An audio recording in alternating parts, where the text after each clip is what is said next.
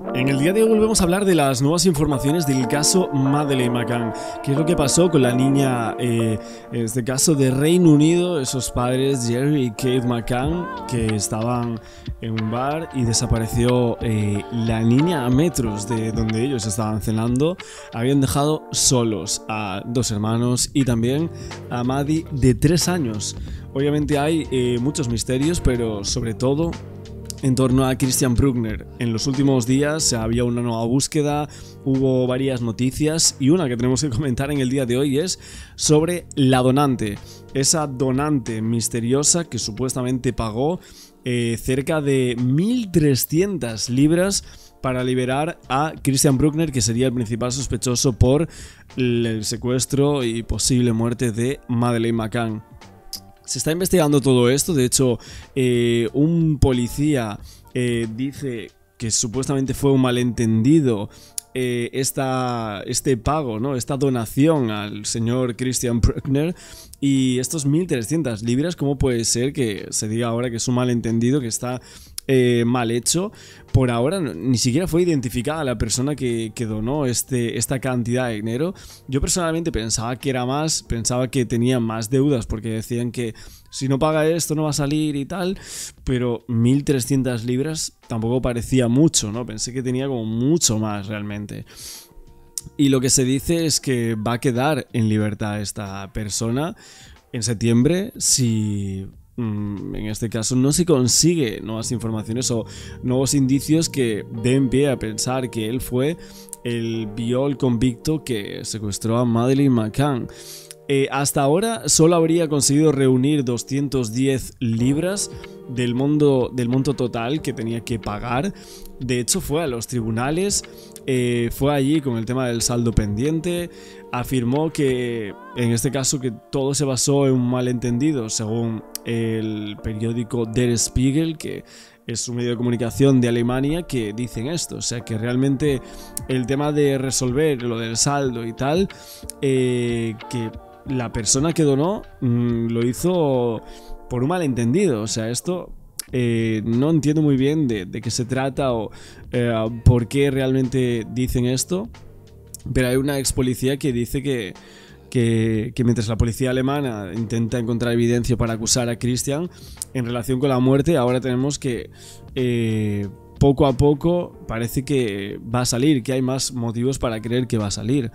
De hecho, también hay que decir que hace bastante poco salía como unas informaciones de que a ver si Madeleine no iba a ser la única de la desaparición, que colocaban como dos desapariciones. Una es Inga Gerick y la otra es Rene Hiss, que eran dos niñas también desaparecidas como muy cerca de donde desaparece Madeleine McCann.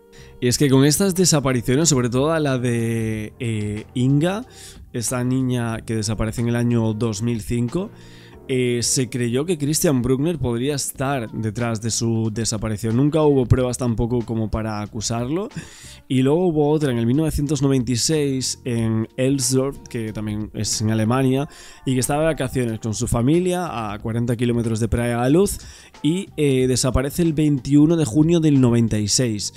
Dicen que, o sea, los detectives aseguran que el sospechoso vivía regularmente en el Algarve desde el 1995, la desaparición es en el 96, y había sido investigado por delitos sexuales contra algunos niños y allí tenía 19 años cuando René desapareció, un niño muy pequeño también, como Madeleine McCann, y que obviamente esto son bastantes años atrás, 95, y luego obviamente sucede lo de Maddie en el 2007 cuando tenía 3 años, y aquí vemos un poco las diferencias, 19, luego ya tenía casi 10 años más.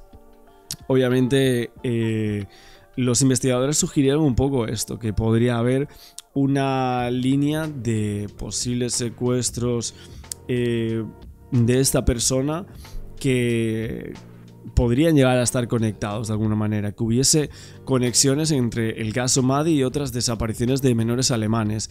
el de Inga, esa pequeña de 5 años, y el de René, que tenía 6 en el momento de la desaparición y que nunca fue encontrado. Obviamente nunca se resolvieron los enigmas de estos niños, que actualmente evidentemente serían mayores de edad, y que uno de ellos desaparece también en el Algarve. Vamos a ver qué es lo que nos cuentan por aquí en los medios de comunicación y ahora seguimos con más infos de este caso. Una niña de 3 años que desapareció hace 18 años sigue vigente. A principios de este mes, autoridades de Portugal, Alemania y Reino Unido continuaban haciendo investigaciones dentro de la escena donde desapareció la niña. A metros de distancia se encontraban Madeleine y sus 2 hermanos menores. La policía, el personal del club y los amigos que estaban participando de la cena comenzaron a buscar a Madeleine dentro de las instalaciones del club. Era el inicio de una búsqueda que duraría décadas y que hasta el momento no ha dado con el paradero de Madeleine McCann, que en el momento tendría 22 años de edad. En los meses siguientes a la desaparición de la niña, las autoridades portuguesas continuaron indagando posibles pistas, sospechosos y paraderos de la menor. A la investigación se sumó la policía británica. Se publicó la descripción de un hombre visto la noche de la desaparición.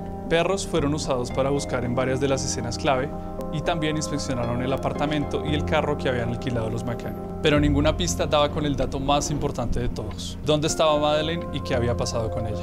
El 20 de enero de 2008, los McCann publicaron los bocetos basados en la descripción de un turista de un hombre al que describió como espeluznante.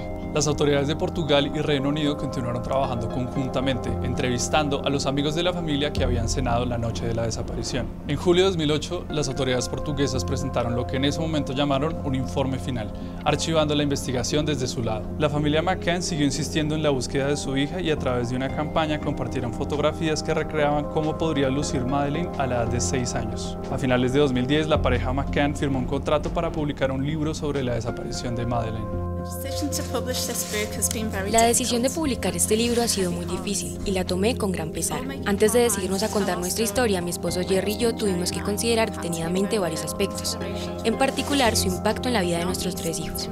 Mi razón para escribirlo es simple: dar cuenta de la verdad.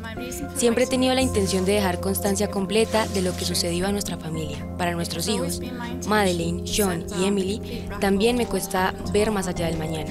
Cada día me despierto con la esperanza de que este día sea el que encontremos a Madeleine. Pero, tras haber vivido 4 años dolorosos sin mi querida hija, me he visto obligada a reconocer, a regañadientes, que nuestra búsqueda podría llevar semanas, meses o incluso más años. Y en realidad es que debemos asegurarnos de contar con la financiación adecuada a largo plazo. En 2013 la policía portuguesa Bueno, fíjate que hablando de libros, el de Amaral, que vamos, no se deja hablar de este señor en torno al caso de Madeleine. La familia perdió una batalla legal contra el exoficial de la policía lusa.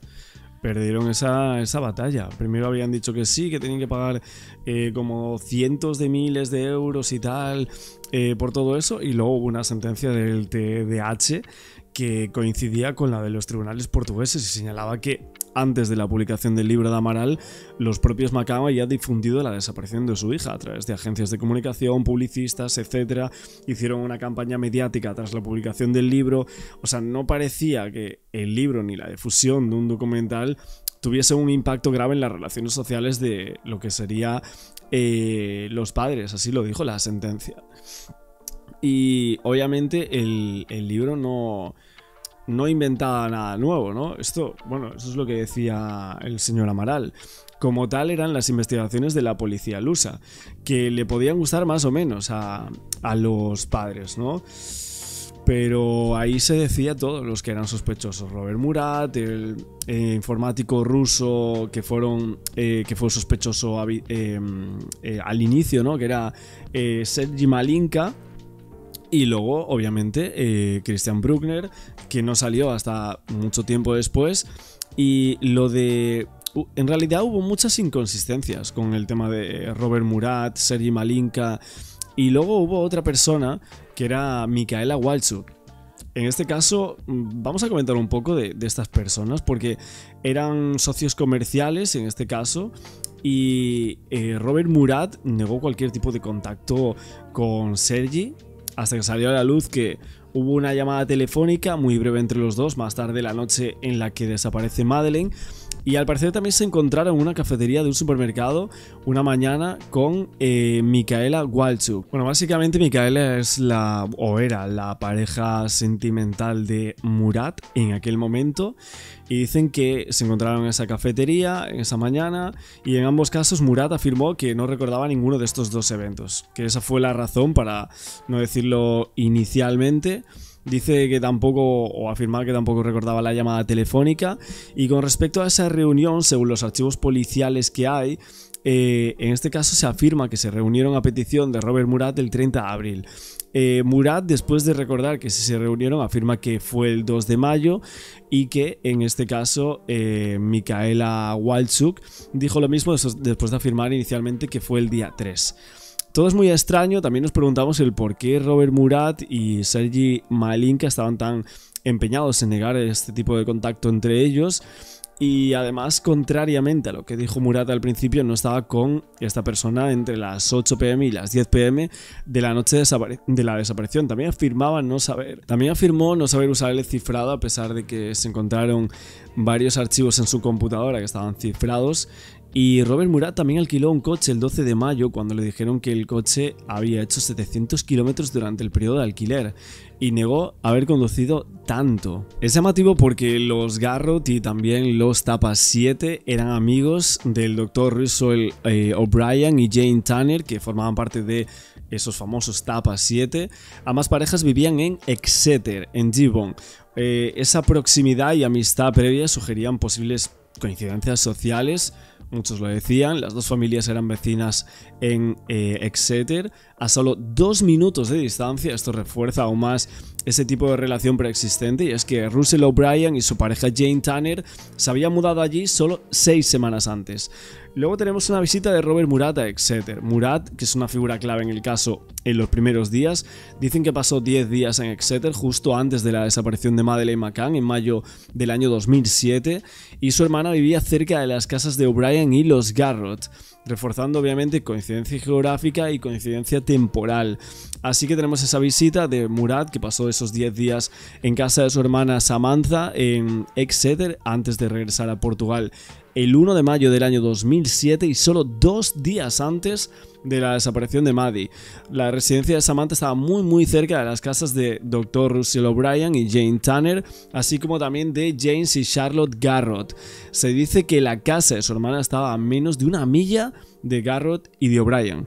Y a pesar de esta cercanía geográfica, no hay pruebas de que sugieran que Murat conociese a estas personas de los Tapa 7 antes de los eventos de Praia da Luz. Obviamente aquí hay un conjunto intrigante de conexiones en el caso de Madeleine. O sea, ¿qué probabilidades hay de mudarse a una parte completamente diferente del país y en pocas semanas descubrir que tus nuevos vecinos se dirigen al mismo complejo vacacional el mismo día que tú? Además, el hombre al que muchos sospechaban de estar involucrado en esta desaparición resultaba que estuvo a menos de 1 milla de esa nueva casa la semana anterior a la mudanza. El mismo individuo también residía cerca del complejo vacacional en el que estaba visitando, y su padre parece que fue fundamental en el desarrollo de la zona.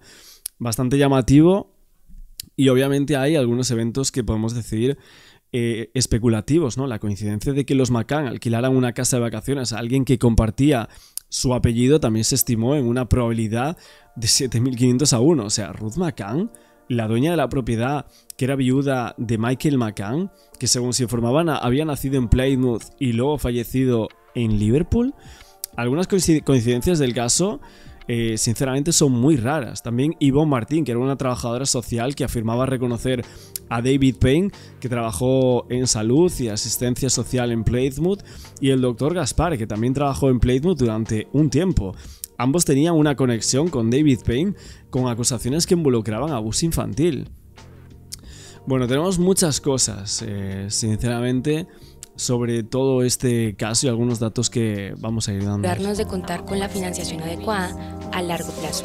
En 2013 la policía portuguesa reabrió la investigación indicando que tenían nuevos indicios. Las autoridades británicas y portuguesas unieron sus esfuerzos nuevamente, señalando en ese momento que tenían a varias personas de interés que podrían tener información o relación con el caso.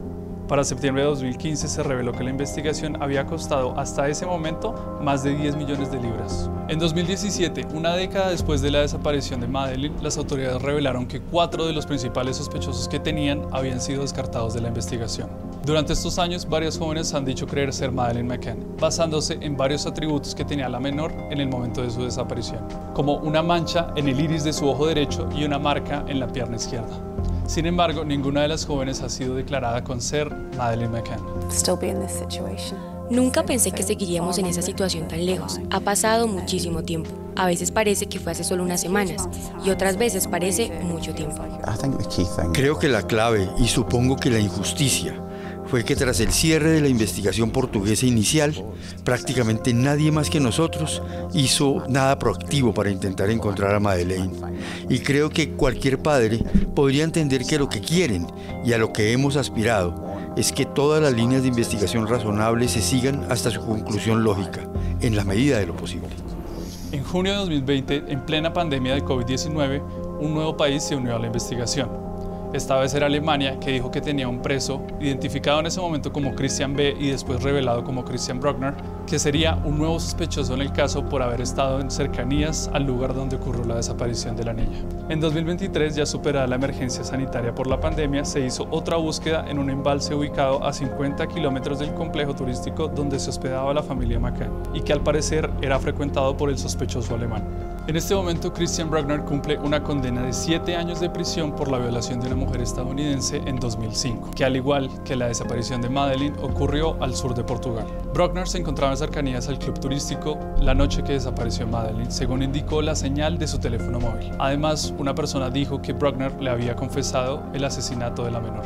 El sospechoso podría quedar en libertad en septiembre de este año tras ser absuelto de otros cargos de violación y abuso sexual infantil en octubre de 2024. Con esos hechos, finalmente llegamos a 2025. La búsqueda reciente de las autoridades se da por encontrar pruebas que puedan ligar formalmente a Bruckner con la desaparición de Madeleine y evitar que salga de prisión. La investigación de principios de este mes empleó maquinaria pesada como retroexcavadora. También revisaron un pozo que fue drenado por bomberos portugueses. Las autoridades colocaron su atención en múltiples edificaciones que hay en la zona donde desapareció la menor de edad. Varias de estas se encontraban en ruinas o abandonadas. Hasta el momento, las autoridades de los 3 países no han dado los resultados de sus más recientes investigaciones. El caso de Madeleine McCann sigue siendo un enigma para el mundo.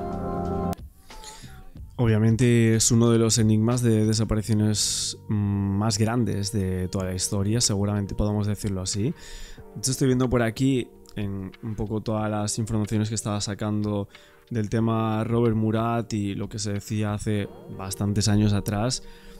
Una persona que dijo que había estudiado absolutamente todos los archivos de la policía portuguesa decía: no entiendo cómo la gente todavía está considerando a otros sospechosos además de los padres, que durante años ni por un minuto había pensado que fueran ellos. Eso fue hasta que yo decidí investigar, vi todos los archivos que había, todos los informes, y realmente ahí me aseguré de que ellos son los culpables. Así que decir de que no convence fácilmente de que los McCann son culpables, que sería un eufemismo. Ahora que he leído todos los archivos del PJ, no entiendo cómo alguien que los haya leído todavía piensa que son inocentes. Y termina diciendo que lo que le desconcierta a esta persona, sin embargo, es el por qué recibieron toda esa ayuda de los peces gordos, cómo hicieron y siguen haciendo eso. ¿Fue algo más siniestro que ella se cayera detrás del sofá y ellos lo encubrieran? Si solo fue un accidente, ¿por qué hubo un encubrimiento tan grande? Realmente da igual que fuese un accidente, evidentemente luego hubo una desaparición de un cuerpo y eso puede llegar a ser considerado de otra forma, ¿no? Estás como dando a entender que hiciste desaparecer el cuerpo por algo, ¿no? Por algo o por alguien, etcétera. Entonces, si hablamos de que pensar que hubo algo más siniestro, es que se les fue la mano en vez de decir que se cayó, como muchas veces puede llegar a suceder, queramos que no, pero evidentemente ha habido muchos de este tipo de casos, pero se les fue la mano. Esto es lo que están sugiriendo las autoridades lusas a raíz de todo esto. Y también esos archivos de todos los informes del caso Madeleine McCann, bueno, son muchas cosas que quizás podemos llegar a pensar, en relación con Madeleine McCann. También se dijo algo así como que Murat y Jerry McCann sí que se conocían, que se habían visto en un campo de golf antes de que ella desapareciese, y que también como que los dos se apagaron o encendieron sus celulares casi al mismo tiempo el día de la desaparición. No sé si esto realmente es cierto o podemos llegar a decir que es una fuente fiable, pero bueno. Ay, esto ya me saca chispa. No, con el caso de Madeleine McCann. Es insólito. Esto es insólito. A ver, lo que pasa es que estábamos ahí en los nuevos resultados. Sabemos que en el último operativo que se hizo en Praia da Luz, en Portugal, a solo 1,5 kilómetros del resort donde desapareció Madeleine McCann, fueron encontrados, ¿verdad?, restos de ropa, huesos, armas, y todas han sido enviadas a Alemania para buscar algo que vincule a quien estamos viendo en pantalla, Christian Bruckner, en la desaparición y quizás asesinato de esta niña británica. A ver, ya está zanjado, él saldría en libertad en el 17 de septiembre. Ojo, con un beneficio, porque en realidad debería haber salido de la cárcel en enero del 2026. Fue adelantado ese beneficio. Lo que más llama la atención, que además de lograr esa libertad, tenía que pagar una cuantiosa suma de dinero, y en las últimas horas una mujer, la cual no ha revelado su identidad, me imagino por el caso, estamos hablando de un violador, por eso está ahí, de una persona de tercera edad, de un pedófilo. Una mujer ha pagado esa cuantiosa suma de dinero de fianza y no lo puedo creer. Va a tener, en definitiva, va a salir y se va a recluir en una isla de millonarios. Esta figurita, o sea, este tipo que tiene todos los antecedentes de los pedófilos, y no quieren revelar, según el medio de Bild, que un medio de prestigio ahí en Alemania, que revela esta información, evidentemente no se entrega la identidad de la mujer. Es decir, cuando uno habla, porque no creo que el señor sea millonario, que la red de pedofilia mueve una cantidad de dinero, o tiene una amiga con mucho dinero, financista, que además le paga para que este hombre salga. Y además, no su se sabe reclusión, quién es, sino, y además su destino, en definitiva, claro, como es un hombre que todo el mundo conoce, literalmente, imagínense, en Alemania, va a buscar refugio y tener una vida en libertad en una isla, pero no en cualquier isla, en la isla de millonarios. Mira, esta es una isla muy exclusiva que queda en el sector bien nórdico, bien al norte, en Alemania, frente a Schleswig-Holstein. Es uno de los lugares más top de veraneo de los grandes millonarios europeos, y este lugar es donde ya se ha dicho que él va a vivir. ¿Quién paga todo esto? Es que esa es la primera vez. Es tremendo. Que se relaciona a pedófilos con grandes fortunas, digámoslo. O sea, hay alguien que lo está... No, él no tiene... no es una persona millonaria. Claramente hay millonarios detrás que le están financiando esto. Primero, el pago de la fianza. Segundo, su destino futuro va a ser en esta exclusiva isla, como decía muy bien Karen, que fíjate que durante la Segunda Guerra Mundial es un lugar donde muchos se refugiaban, por lo tanto hay muchos búnkers. Claro. Dice que esa es la característica particular que tiene esta isla. Gran cantidad de búnkers, claro, como refugio, ¿verdad?, por el bombardeo aéreo en plena Segunda Guerra Mundial. O sea, entonces, fuera los papás de Maddie, lo más probable es que él vaya a residir en uno de estos búnkers, porque todo Alemania y todo el planeta lo reconoce. Entonces va a tener una vida de ricos. Ese hombre no puede salir a la calle porque le financia. Ya conocemos su rostro, sabemos, bueno, que no han encontrado esas pruebas que eran tan necesarias para mantenerlo preso. Fíjate que él va a salir, entiendo, Gringa, en septiembre, a propósito de esta fianza, adelantando esta salida, porque él iba a salir en febrero. Sí, del 2026. 2026. Entonces va a salir antes, a propósito de esta mujer muy misteriosa, porque no se sabe nada de ella. Y que la lleva a una isla de multimillonarios. Exacto, esa es una isla donde las celebridades y multimillonarios, no solo en Alemania, del resto del mundo, van a pasar sus vacaciones, porque cambió ese giro, digamos, después de la Segunda Guerra Mundial. Durante la Segunda Guerra Mundial fue un lugar de refugio, por eso hay muchos búnkers, era para evitar los bombardeos, en fin. Y ahora, después de los 60, cambió radicalmente y es un lugar de lujo, de balneario de celebridades. Ahora yo me imagino que a lo mejor eso va a cambiar la condición cuando se enteren que ahí mismo está viviendo uno debe ser uno de los líderes de esta red de pedofilia, porque nadie entiende, primero, quién es esa mujer, obviamente nunca se va a conocer la identidad, y cómo tienen apoyo de millonarios que le pagan eso y le dan esta vida futura. Es decir, un día antes del 18 de septiembre. El 17 de septiembre lo vamos a ver en esa isla. A un conocido pedófilo. Exacto. O sea, ni siquiera existe una sospecha, él nada. ya ha cumplido condena. Oye, una nueva vida para él, y en circunstancias que la vida de la pequeñita se vio truncada tan tempranamente, lo encuentro tremendo. Lo encuentro brutal. A mí me da más que asco, me da mucha rabia, indignación, porque todo lo que se ha encontrado en los lugares de sus propiedades es...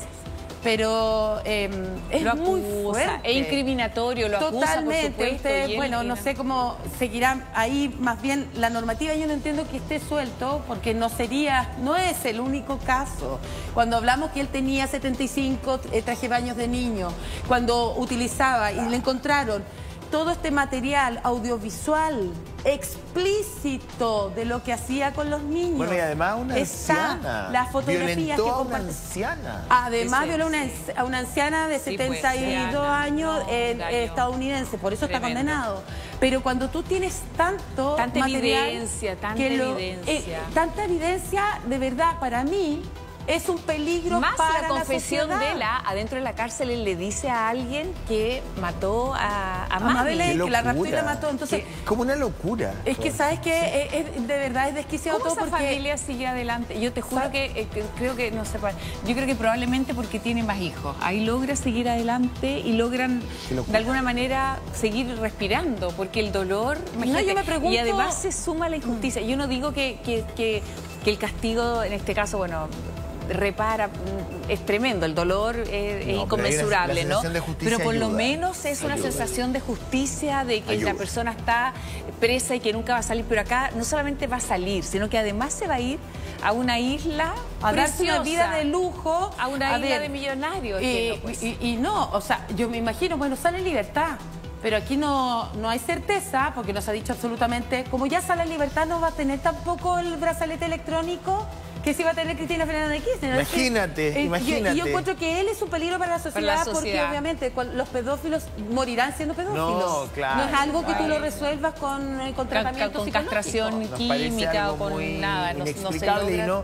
No es tanto judicial como moral, creo yo. También hay una dimensión moral. Es que yo no entiendo por eso a la justicia. Con todo lo que han encontrado últimamente, sepultado junto a su perro muerto en uno de estos allanamientos con retroexcavadora. Es tanto el material, por eso estoy esperando el documental y un documental. Mira, confiemos en ¿sabes qué? ¿En qué hay que confiar?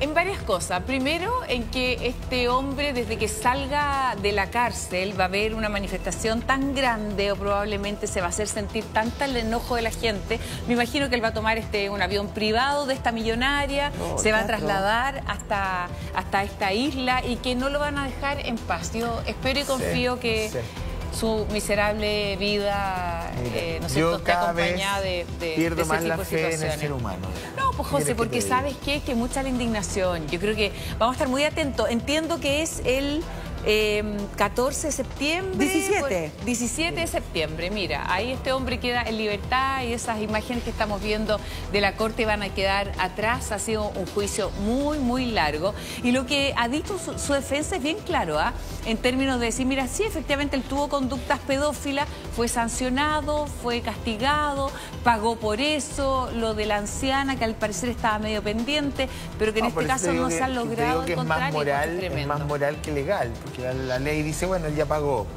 Pero moralmente es aceptable que reciba una donación de esas características, que realme su vida en esas condiciones. Me parece que es como un poquito un insulto. Oye, la pedofilia mueve millones, ¿ah? O sea que aquí hay personas millonarias que están detrás de esto y que y además que les van a dar esta vida de lujo. Totalmente, Gris. De verdad, no, es indignante.